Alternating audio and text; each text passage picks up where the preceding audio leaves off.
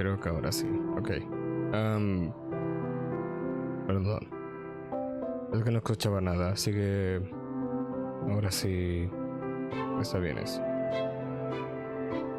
Ahora debería poder leerlos y verlos, así que... ¿cómo están todos? ¿Todo bien, supongo? Bienvenidos a... No, ya no sé ni qué es esto, así que da lo mismo. Pero bueno. Ay, este café está muy dulce, más de lo que me agrada a mí, la verdad. Así que bueno, voy a cambiarlo después, yo creo. No importa. ¿Qué han hecho? ¿A qué se han dedicado estos días? ¿Qué ha sido de lo que hayan hecho supuestamente?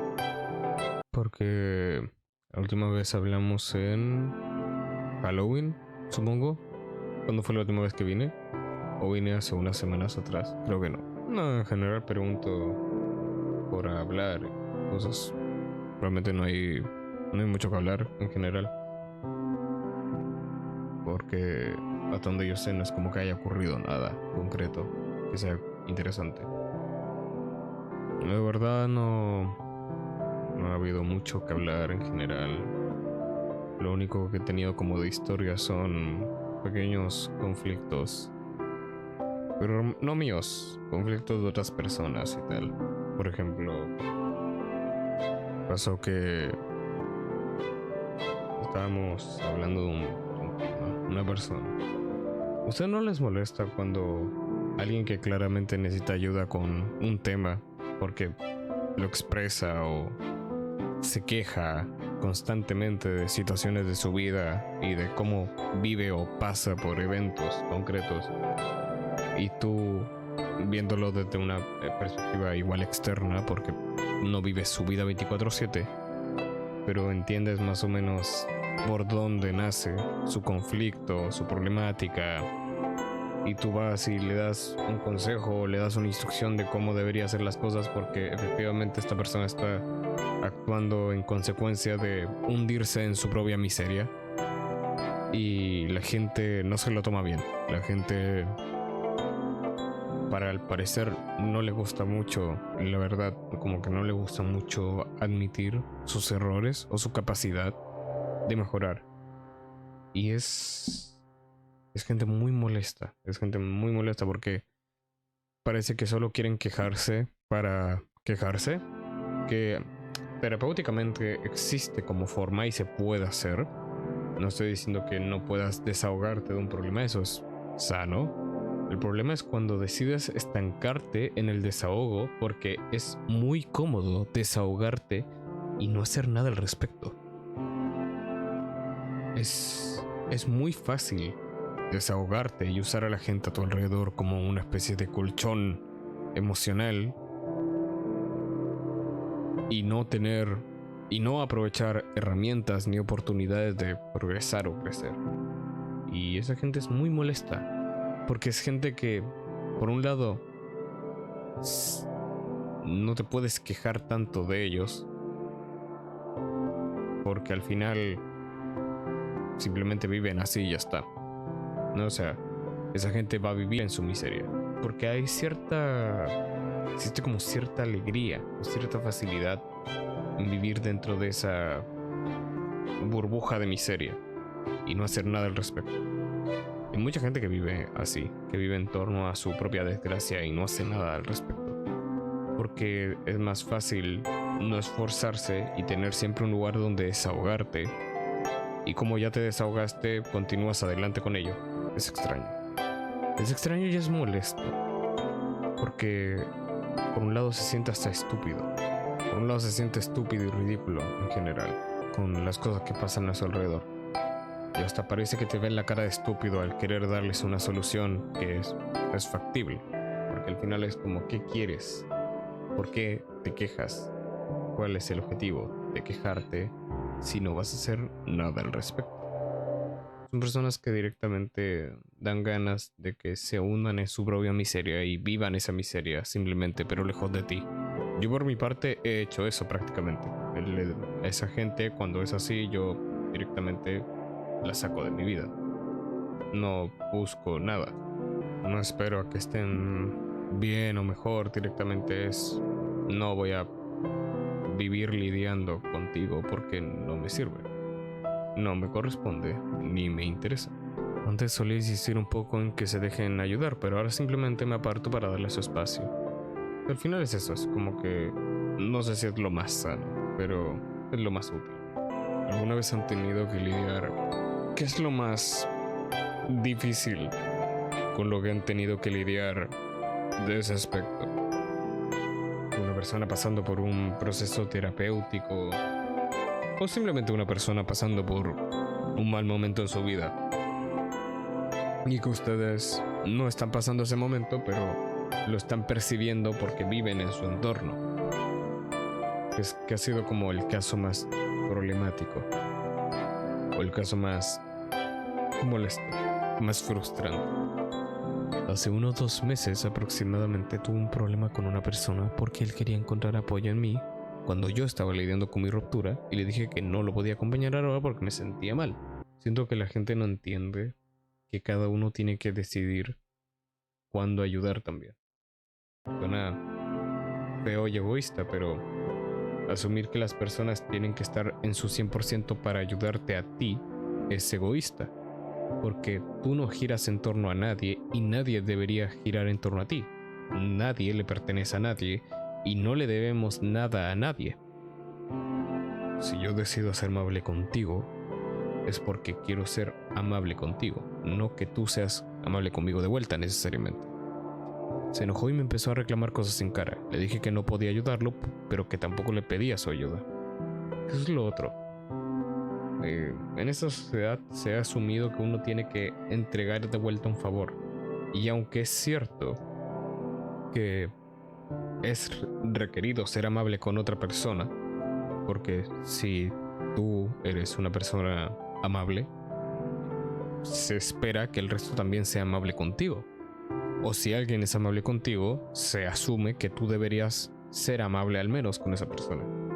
Pero no todos tenemos las mismas herramientas, ni las mismas intenciones, ni los mismos deseos. Se agradece la ayuda, pero eso no significa que te deba una.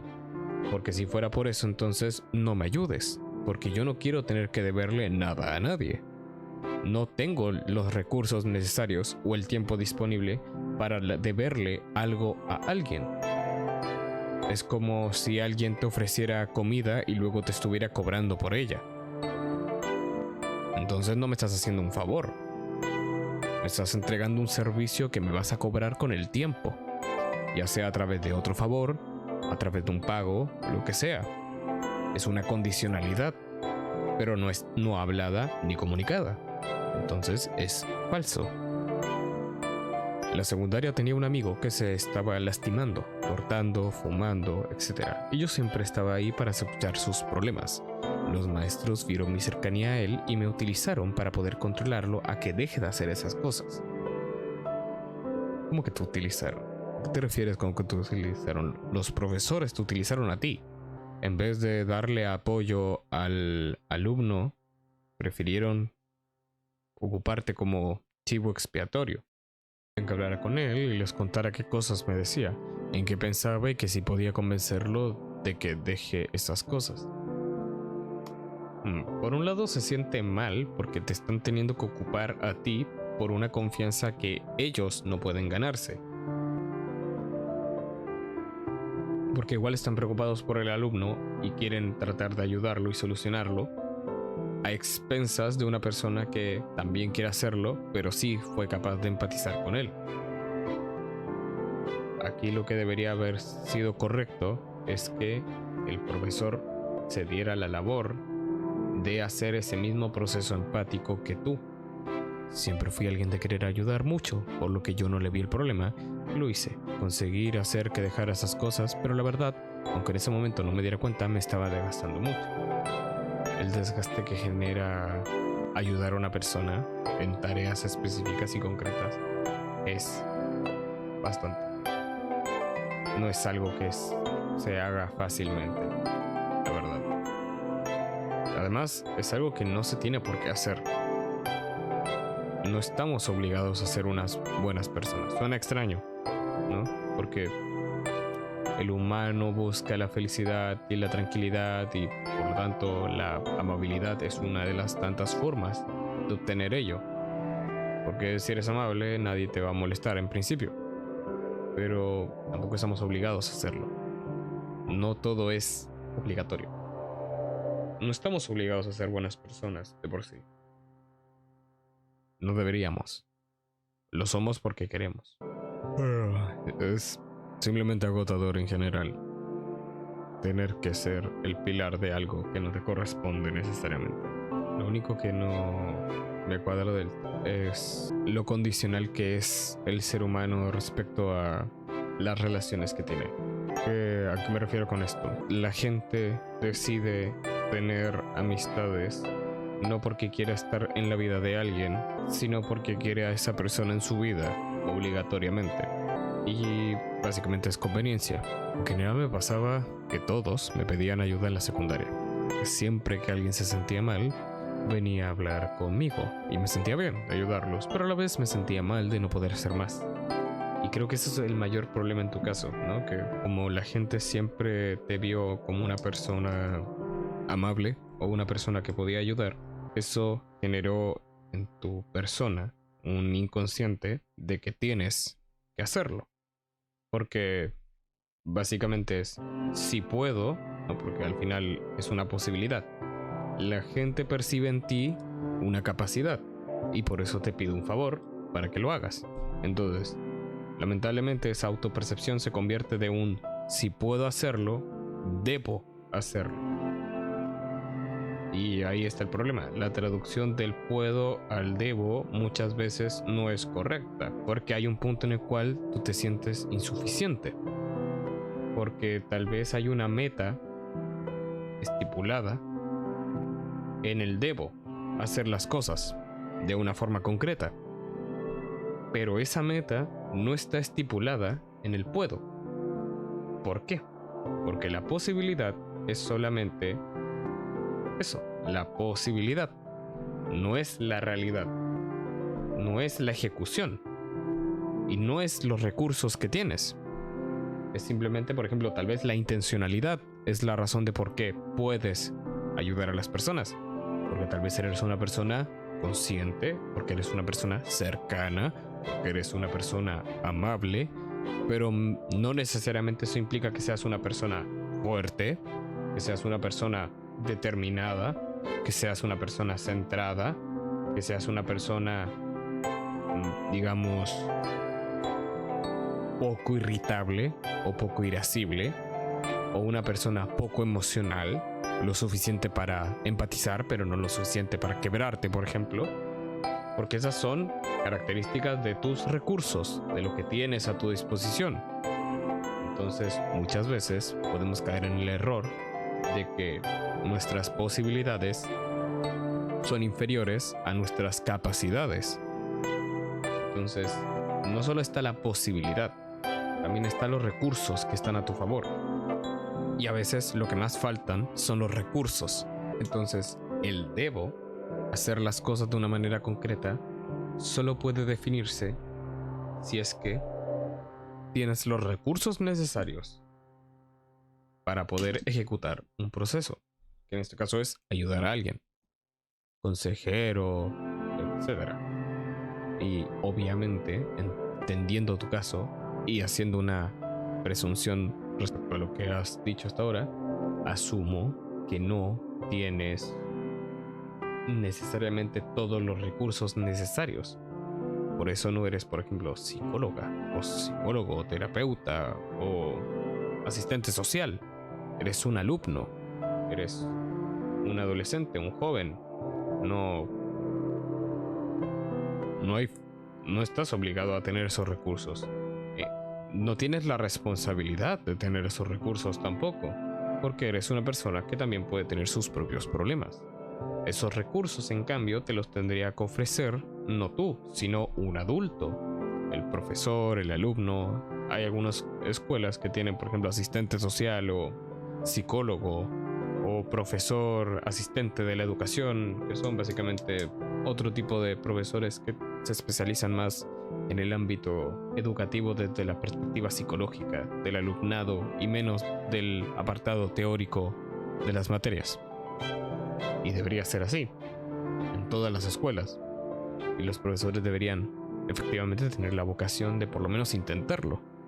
Si quieres, como profesor, tener alumnos buenos y felices, entonces deberías ser capaz de entregar esa tranquilidad, felicidad y esa empatía a tus alumnos. No puedes ser un buen profesor solo porque eres inteligente. Tienes que tener habilidades y capacidades y no exigírsela luego a tus alumnos.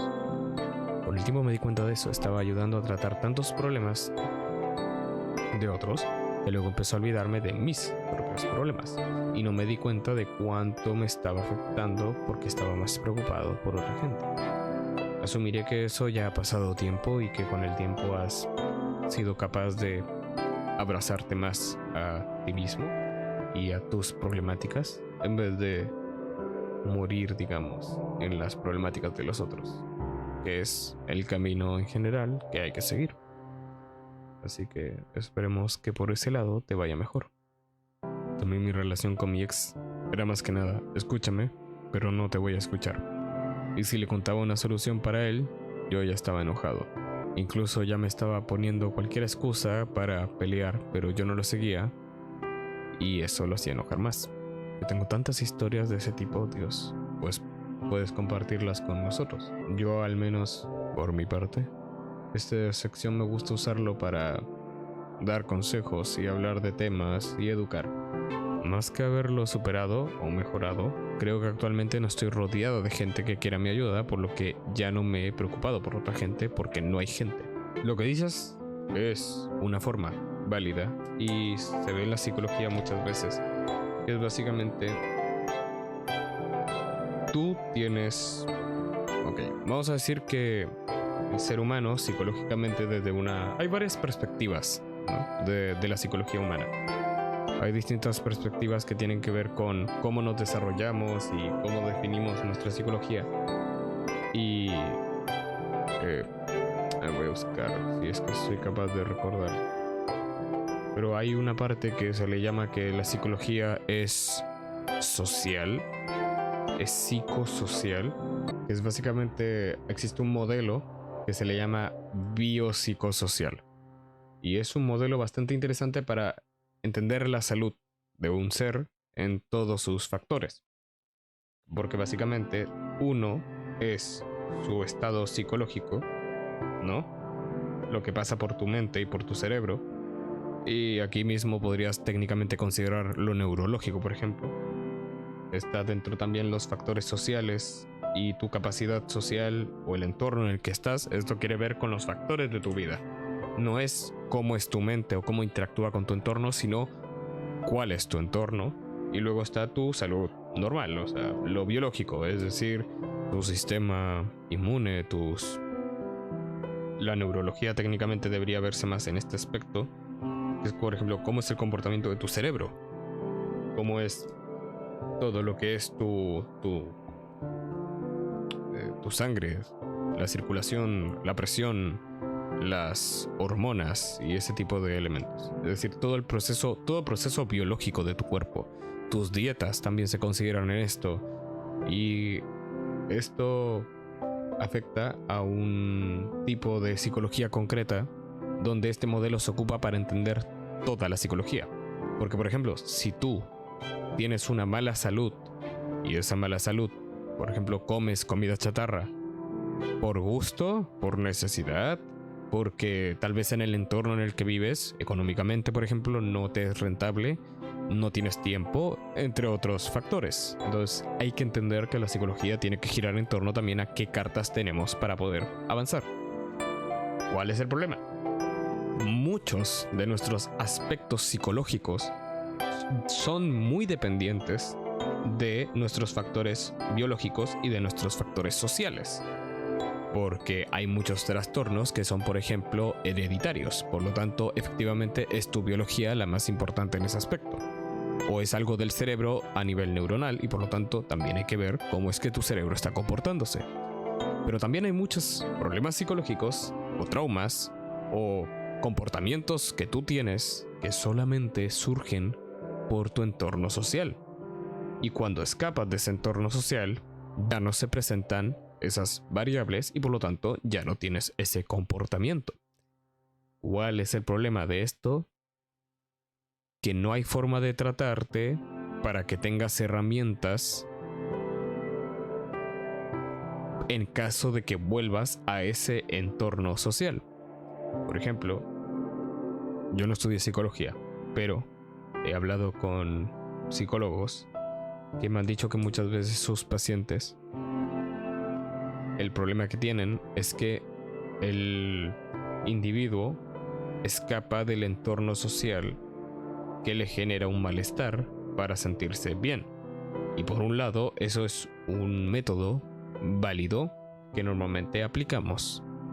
Nos alejamos de amistades tóxicas, escapamos de relaciones dañinas, dejamos de hablar con familiares que no nos aportan, cambiamos de trabajo o de ciudad si es que tenemos los recursos económicos para ello, por ejemplo. El problema es que la persona en cuestión, el sujeto, el paciente, si hace esto de mejorar su situación social, por así decirlo, lo que hace es buscar una situación social en la que no se presenten los procesos o sucesos que gatillan los problemas que tienes psicológicamente. Por ejemplo, ¿qué pasa si una persona es intolerante a la frustración? En vez de controlar su frustración, lo que va a hacer es buscar formas de no frustrarse. Entonces va a buscar una vida más tranquila y relajada. Al ojo externo y al ojo del propio paciente va a estar mucho mejor, porque efectivamente, si nada lo frustra, no puede llegar al límite y no puede llegar a ser un sujeto irascible, porque está en un entorno tranquilo donde no interactúa con personas o interactúa con muy pocas personas para llegar al punto de irritarse, que es la explotación de una persona que tiene, por ejemplo, impotencia a la frustración. Pero eso implica que a la vez él nunca va a desarrollar unas capacidades y un mecanismo sano para que cuando haya frustraciones no explote.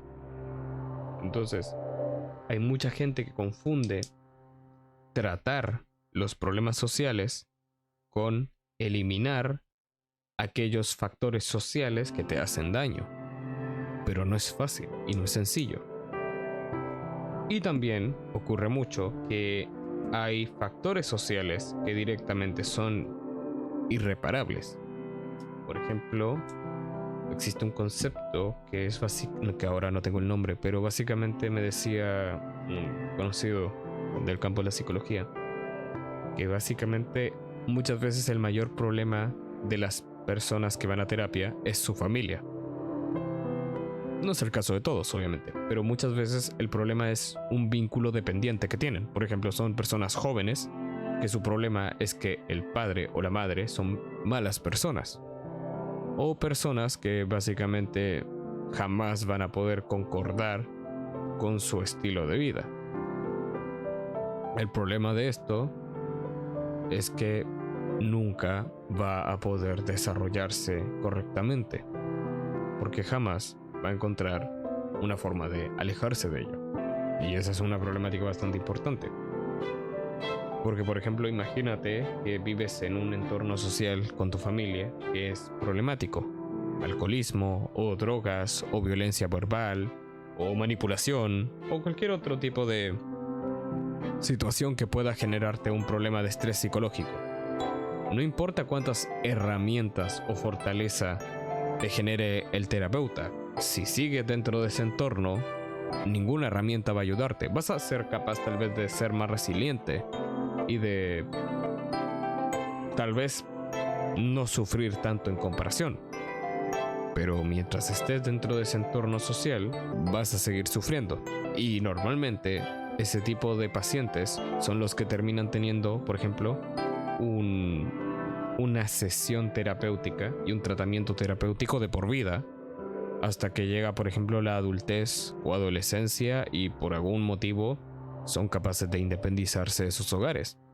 Porque además, en Latinoamérica, por ejemplo, es muy difícil todavía denunciar a familiares y personas de tu entorno.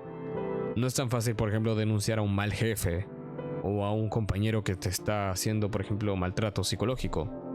O, por ejemplo, familiares que efectivamente están maltratándote psicológicamente o manipulándote porque son vínculos sociales, son vínculos familiares. Siempre está el concepto de el que dirán, ¿no? El ojo externo que siempre juzga sin conocer muchos detalles de la vida. Y en general podríamos continuar con muchos otros factores que tienen que ver más que nada con cómo la sociedad nos interpreta a nosotros e interpreta a las personas a nuestro alrededor. ¿Qué quiero decir con todo esto? Es bueno que te hayas alejado de un entorno social que te generaba problemas, pero igual debes tener precaución en caso de que vuelvas a estar en un entorno cuyos factores sociales sean muy similares a los que te gatillaban esos problemas, porque el día de mañana tal vez tengas una amistad o una pareja que efectivamente va a ser muy dependiente de ti y tú vas a tener que ser capaz de estar presente tal vez en su vida, pero no absorber tu vida en esa persona. Si eres capaz de hacer eso a través de un proceso terapéutico o a través de que ya lo hayas superado porque te hayas concientizado y hayas autopercibido que estás viviendo esa experiencia, por ejemplo, y decir, oh, estoy siendo una persona que se está absorbiendo en alguien con un problema, tengo que frenar, tengo que establecer un límite. Y normalmente ahí es cuando nace el concepto de establecer límites, que es como medio extraño para algunas personas porque no se ocupa tanto el concepto, pero ese es el punto de los límites. Hay mucha gente que confunde el concepto de crear límites con directamente no hacer cosas. Y les voy a explicar eso porque me interesa. Es algo que aprendí en su momento y me gustaría compartirlo con ustedes. Los límites en la psicología son para uno. ¿Qué quiere decir eso? Quiere decir que esos límites no son para evitar que otra persona haga algo contra ti. Es para que en caso de que una persona haga algo contra ti, tú te des cuenta y digas, no quiero esto. Porque hay que entender algo. Límite no es lo mismo que barrera o muro. Porque tú, o para que se entienda en español mejor dicho, cuando tú estableces un límite, no estás estableciendo una barrera o una obligación o una instrucción. Es decir, yo por ejemplo, voy a inventarme un límite ahora. Por ejemplo, yo tengo como límite que no me griten, por decir algo, ¿no? O sea, no quiero que me griten. Eso no significa que si tú me gritas, o sea, eso no significa que tú no me tienes que gritar. Porque si tú rompes el límite, ok, yo entonces tengo que, porque además de que ese es el mayor problema de los pacientes, que muchas veces conocen los límites, pero alguien llega y rompe el límite y no saben qué hacer al respecto. Es como, es que, no sé, establecí un límite de que yo no quería que mi pareja hiciera cierto comentario sobre mi cuerpo y ese es el límite que establecí. Y en un día que íbamos a salir a una cita, yo me puse un vestido y él dijo algún tipo de comentario y tal. Bueno, si tú estableciste ese límite y él quebró ese límite, entonces ahora tenemos que ejecutar el protocolo en consideración de ese límite. Porque un límite realmente es lo que en relaciones podríamos llamar como un no negociable. Entonces, ¿qué pasa si por ejemplo en un contrato una de las dos partes rompe alguno de los acuerdos no negociables? Primero, el contrato original queda inválido. Eso es lo primero que se hace. Y segundo, se conversa en caso de que quieras mantener esa fidelización con la otra persona, pero con un contrato nuevo. Y eso es solamente si tú lo deseas. ¿A qué me refiero con esto? El contrato, en este caso, por ejemplo, es una relación de pareja. El contrato inválido, es decir, tú y yo terminamos. Y si quieres volver, lo tenemos que conversar. Pero ambos. No tú, no yo, ambos. Tú rompiste el límite, tú quebraste el acuerdo, entonces yo no quiero volver a esto. Y así debería ser. Y ese es el mayor consejo que se le puede dar a la gente que es migajera. ¿Cuál es el problema de la gente que... migajeros, que no sabía a qué se referían con migajeros, pero hace poco lo entendí. Las personas dependientes de este tipo de vínculos o relaciones, porque se aferran, ¿no? Son personas aferradas a mantener vínculos que son tóxicos o dañinos para estas personas por aquellos pequeños momentos de felicidad que les genera estas relaciones. Establecen un límite, pero no establecen un límite. Simplemente dicen, no me gusta vivir así, pero no hacen nada al respecto. Entonces, si tú eres una persona que sabe cómo no quiere vivir, cuando una persona te trata de esa manera, lo que tienes que hacer es cortar la relación. Eso es.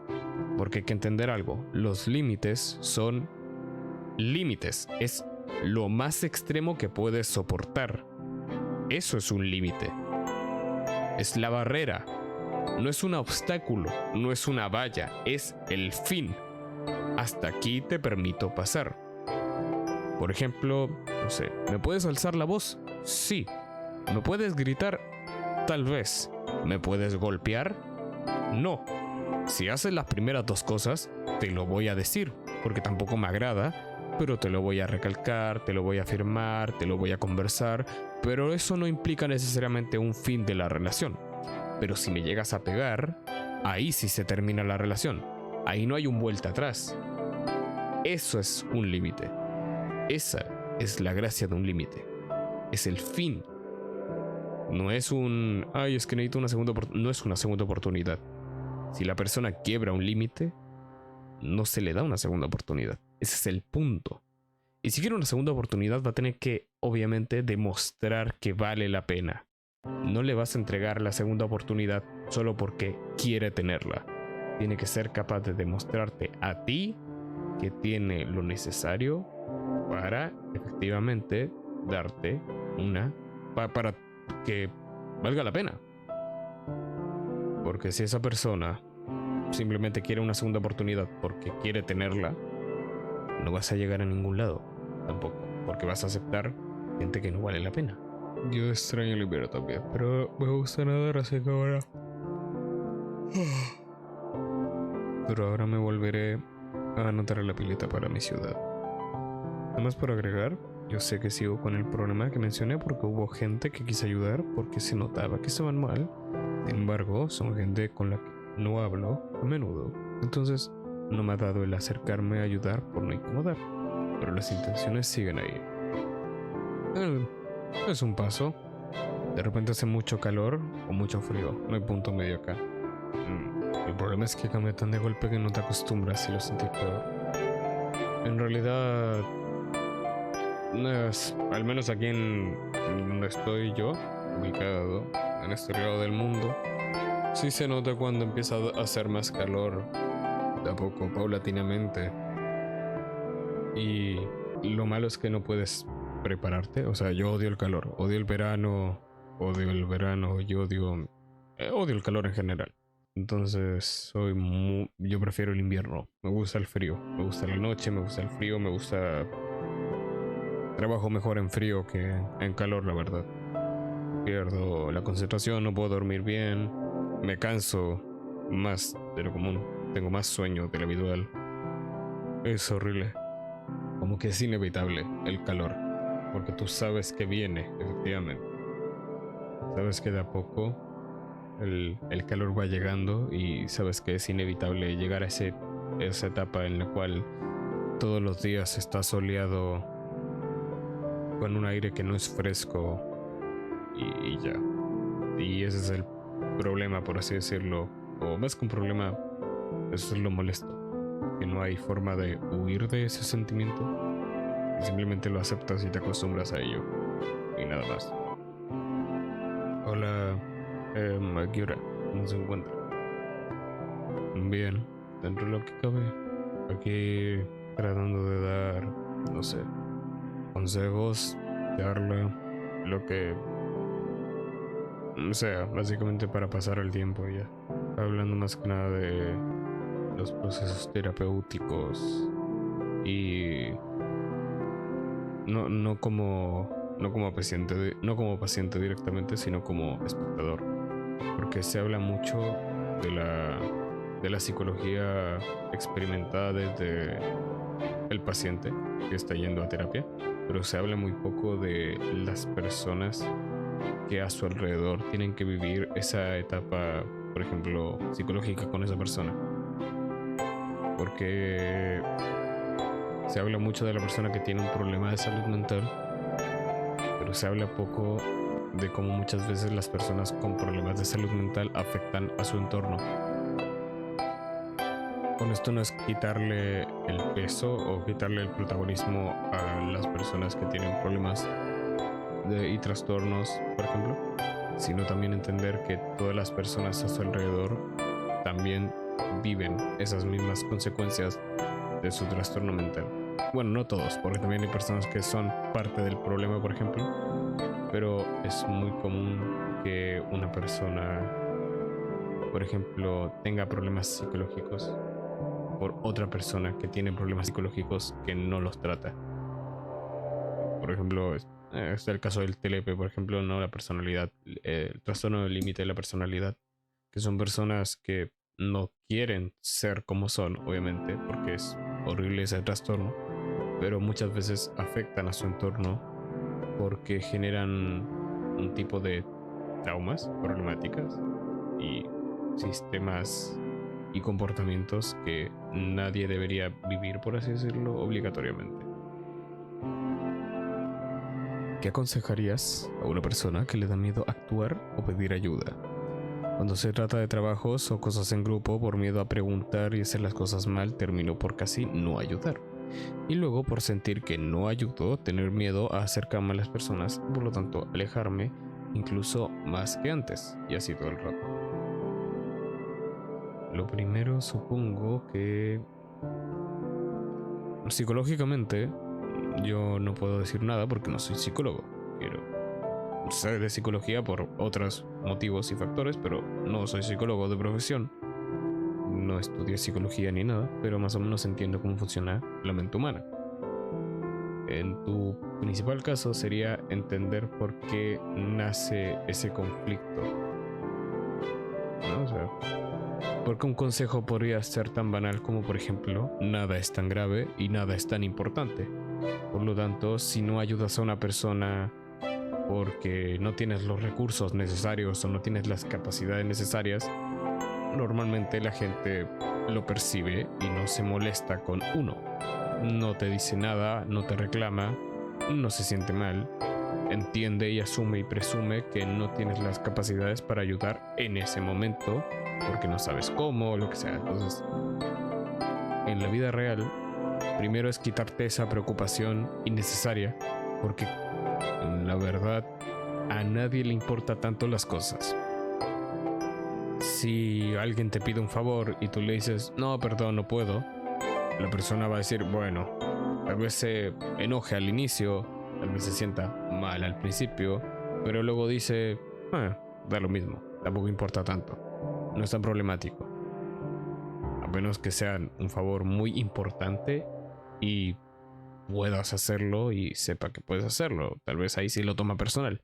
Pero en general la gran mayoría de personas simplemente pasa de eso y dice, ok, no importa, adiós. Y ya. Así que primero quitar esa preocupación y entender de dónde nace tu preocupación real. Y eso es lo otro, quedar mal no importa tanto. Tenemos un pensamiento de muy autodestructivo de que la gente no nos va a perdonar nada y que la gente nos va a odiar por hacer las cosas de una forma concreta y por no hacerlas como deberíamos. Y es verdad que hay personas que no aceptan favores, por ejemplo, a menos que lo hagas exactamente como esa persona quiere. Además que alguna vez les ha pasado eso de que ustedes tratan de hacer un favor con toda la honestidad del mundo y con toda la amabilidad posible, y la persona en cuestión que está recibiendo el favor se queja porque no lo están haciendo de una forma concreta o de la forma en la que esa persona lo haría. Eso es normal, porque la gente no sabe pedir favores. Pero ustedes tienen que decir, mira, yo te voy a ayudar a hacer esto, pero voy a ayudarte a hacerlo yo. No voy a hacerlo por ti. Por lo tanto, tú hazlo como tú lo hagas, yo lo hago a mi manera y va a ser el mismo resultado. Y punto. Y eso es lo otro. Pedir ayuda no tiene nada de malo. No hay ningún problema. La verdad no tengo idea del por qué, pero tengo esa sensación hace mucho de que las ideas o ayudas que vienen de mi parte no son útiles, o estoy muy lejos de lo que necesitan, y el miedo a que me digan disculpa, esto no fue lo que te pedí, me da como miedo. Ahí, por ejemplo, te podría dar una...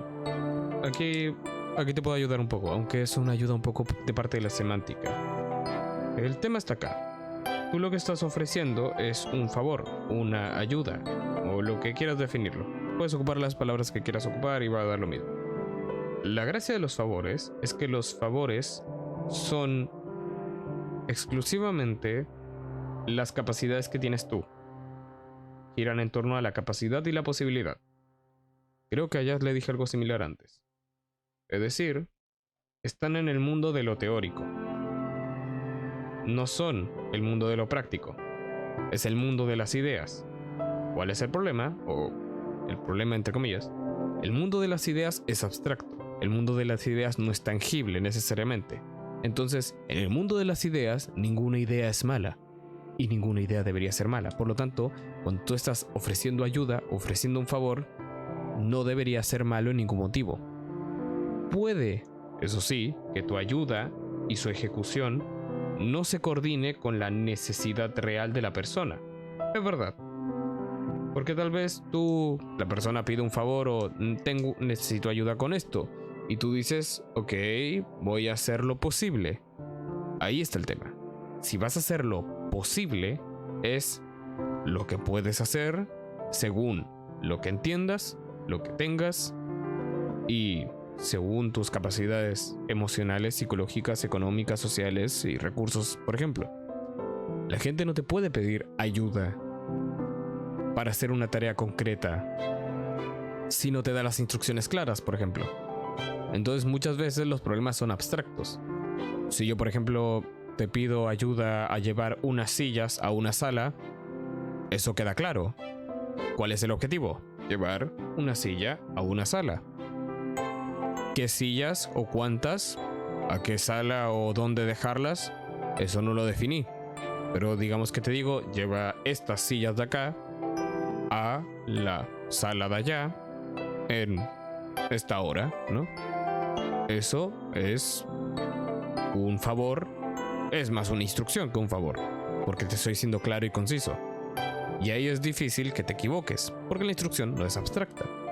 Pero si por ejemplo te digo que necesito ayuda porque hay un proceso emocional, o hay una tarea, o en general, ejemplos que son más abstractos, que no son tan claros, que no son tareas concretas, no me puedo quejar si lo haces mal, o mejor dicho, no lo haces como yo esperaba que lo hicieras. Porque si fuera eso, entonces es mi deber decirte cómo quiero que se hagan las cosas antes de que las hagas. Porque cuando tú haces un favor a alguien, tú estás perdiendo tiempo y recursos en otra persona. Y yo no puedo ser tan mal agradecido como, por ejemplo, culparte o burlarme de ti por no hacer las cosas como debías, cuando ni siquiera era un deber, era un favor, era una ayuda. Porque no te estoy exigiendo. Tú no me debes nada a mí. Si yo te pido un favor y tú me das un resultado, pero que no es el que a mí me hubiera gustado, es simplemente eso. A mí no me gustó. Pero eso no debería ni afectarte a ti y a tus capacidades de ser amable y tal, y tampoco me da el derecho de tratarte mal. Porque yo no tengo derecho a tratar mal a una persona, menos si esta persona está haciendo un favor. Porque el favor es desinteresado. Y el favor no debería tener beneficio ni recompensa directa. Y como la gente hace las cosas sin esperar nada a cambio y sin beneficio o recompensa directa, tampoco puede haber una exigencia. Distinto sería si te estuviera pagando un servicio, por ejemplo. Distinto sería si es que es obligatorio hacerlo. Cuando hay una obligación, ahí sí puedo exigirte algo, porque es una obligación, es una instrucción, es algo imperativo. Pero si es un favor, si es un deseo, si es un pedido, tú vas a tener que hacerlo en los tiempos que te correspondan, de la forma que te corresponda, porque cuando tú aceptas un favor, es un favor, no es una orden. Ahora mismo no se me ocurre nada, porque normalmente yo no pido favores, he de decirlo, yo personalmente, para ahorrarme ese tipo de problemáticas o ahorrarle problemáticas al resto, prefiero hacer lo que yo necesito hacer por mi cuenta. Si yo quiero o necesito algo, me lo resuelvo yo mismo. Y tampoco me gusta que me pidan favores en general. La mayoría de veces rechazo los favores o trato de escapar de ellos porque no tengo tiempo ni ganas ni el interés de ayudar a nadie. Pero bueno, hay excepciones, obviamente. Pero eso, el mayor consejo es darte cuenta de que no todo importa tanto. Nada es tan importante. Y eso es bueno, porque si te equivocas implica que puedes aprender. Y si la persona te recrimina más allá de lo normal, tú solamente le dices, lo siento, yo solo te estaba haciendo un favor. Si quieres, entre comillas, y digo entre comillas porque esto no es verdad, pero si quisieras enmendar el error, porque no es un error y no lo tienes que enmendar, sería simplemente decirle, dime cómo quieres que lo haga y lo hago. Y ya está, dame una instrucción clara y la recito tal cual. Más allá de saber que me da sensación, no sé de dónde viene. Si yo ni siquiera recuerdo haber pasado una situación donde me trataran feo o algo por no poder hacer algo, así que sobre eso no podría dar un mejor A veces ni siquiera el contexto es haber hecho algo mal. A veces el contexto es que es una obligación. Por ejemplo, tal vez tu situación no es exactamente igual que la de Jazz, pero tal vez podrías hablar con Jazz y compartir eso. Pero por ejemplo, Jazz nos contaba antes que se le había generado una especie de necesidad de ser amable con el resto, porque siempre fue amable y la gente esperaba esa amabilidad siempre de él. Por lo tanto, se forzó a sí mismo a seguir esa amabilidad. Puede que en tu caso haya sido algo similar. Puede que tú siempre hayas sido una persona, por ejemplo, talentosa o virtuosa en ciertas situaciones y se te hayan pedido favores que tú hayas aceptado y la gente se haya alegrado contigo. Y esa retroalimentación positiva hacia ti por hacer un favor bien ha generado una necesidad en tu persona de seguir haciendo favores para obtener esa estimulación positiva en tu vida. A veces no hacemos las cosas por un trauma negativo, a veces hacemos las cosas por un trauma en pos de algo bueno. Fuimos, por así decirlo, condicionados socialmente a actuar de una manera concreta. Y eso también es un trauma, por así decirlo, pero no es negativo. No es porque te golpearan, no es porque te insultaran, no es porque te faltaran el respeto. Es porque te inflaron, por así decirlo, el ego o la personalidad en pos de decir que eres una persona servicial y que debes continuar siendo así. Convirtieron algo que era un pasatiempo, por ejemplo, o un talento, en una obligación. No lo sé. En mi caso me acostumbré a evitar que las personas esperen algo de mí, por lo que cuando tienen en mí una confianza que ni yo misma tengo, no sé qué hacer. Y ahí tienes tu respuesta. Como tú no has querido desarrollar una confianza en tus capacidades, no sabes cómo trabajar la confianza de otras personas. En este caso, la verdadera forma de trabajar sería confiar en ti, primero. Pero confiar en ti con tus propios proyectos. Confiar en tu, no sé, talento, habilidad, capacidad y lo que sea. Confía en lo que tienes a favor, pero por ti, para cosas tuyas. Podrías probar haciéndote favores a ti misma. Tal vez, ¿sabes? No, ahora no se me ocurre algo concreto, pero lo que tendrías que hacer es trabajar en esa confianza que no tienes en ti misma, realizando cosas que te permitan darte cuenta de que eres una persona virtuosa en ciertos aspectos. Y al trabajar esa confianza en ti misma, cuando alguien deposite confianza en ti, como tú ya habrás desarrollado esa confianza en ti misma, vas a decir, oh, ok, esto es similar, solamente que ahora la confianza viene de un externo y no de mi interior. Pero eso es lo que te falta, trabajar en tu confianza personal. autoestima, ego, cualquiera de estas. Y es hacerte favores. Favores, caprichos, como quieras entenderlo. Porque vas a empezar a trabajar en ti y darte cuenta de soy capaz de hacer esto. Tengo la capacidad económica o resolutiva o de pensamiento, de lo que sea. No sé qué capacidades te refieres concretamente, pero cualquier cosa, un talento, una habilidad, lo que quieras demostrarte a ti misma que puedes hacerlo. Y ya con eso puedes trabajar la confianza de los demás. Pero es dar el paso básicamente, de decir yo puedo hacer esto y voy a demostrarlo. Con eso ya debería, entre comillas, no bastar, pero sí formar un camino que seguir para el futuro. Y bueno, yo creo que por ahora voy a ir a descansar o algo.